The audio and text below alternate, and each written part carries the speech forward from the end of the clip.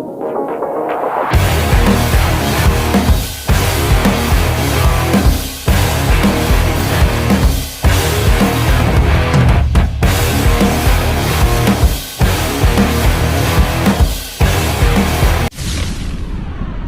going on, everybody? It's me again, Golden Blue Dude. If you haven't already, go ahead and hit the like and subscribe button. I do college football videos every single day.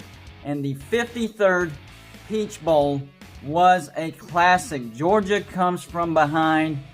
They do get a safety there at the end, so the score was 24-21, but really it was 22-21. But it counts, 24-21. This was a heart-breaking loss for Cincinnati. They did everything they were supposed to do to win this football game. Desmond Ridder, he threw for over 200 yards. JT Daniels for Georgia, he threw for almost 300 yards. He had that costly interception. But to me, the turning point in this game was when Desmond Ridder was stripped and fumbled and Georgia recovered. That's when the momentum changed. Cincinnati was up 21-10 at the time because after halftime, Cincinnati scored a touchdown in their opening drive and put it at 21-10. And they were marching whenever Desmond was stripped and he fumbled. So that was the turning point, and he was making some great plays.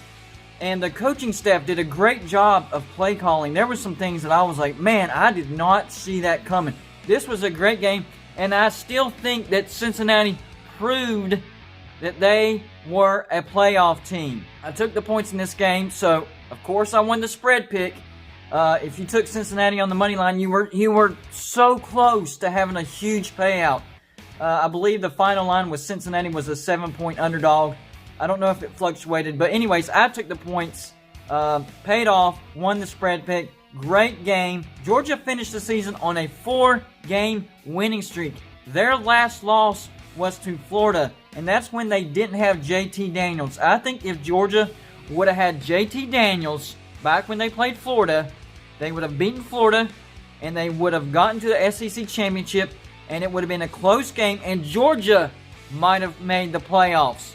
That's how big of a difference he is. But I think Cincinnati proved that the playoff committee made a mistake. Cincinnati looked like a playoff team against a very, very hot Georgia team. Georgia was playing like a top 5 team since JT Daniels comes. So I think Georgia's going to have a great season next year.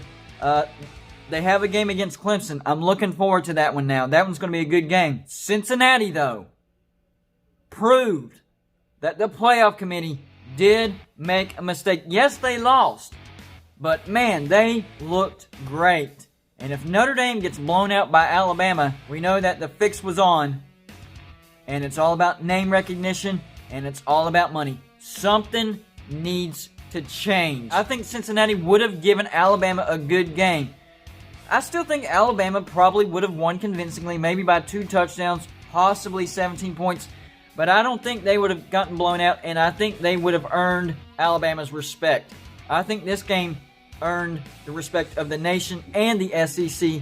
Georgia, what a gutsy comeback. Kudos to you. I'm not forgetting about the Bulldogs. This was a grind it out till the end. And that 52-yard field goal was clutch. That was clutch. And maybe that guy on the defense for Cincinnati faking an injury, having Cincinnati to call a timeout then, they couldn't freeze the kicker. So that was an important moment too. Maybe if they would have had that timeout and they could have frozen the kicker, he might have missed it. A lot of things coming into play.